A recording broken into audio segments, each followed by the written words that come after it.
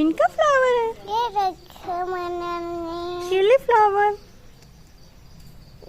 ये देखिए माशाल्लाह हमारे प्लांट पे इतनी ज़्यादा ग्रीन, भाई मेरा कहने का मतलब है ग्रीन चिली लगी है। ये देखें माशाल्लाह हर एक टाइम पे चिली लगी हुई है। देखें क्या आप देख सकते हैं एंड पे भी बिल्कुल इनके एंड पे भी ये देखें लगी हुई है।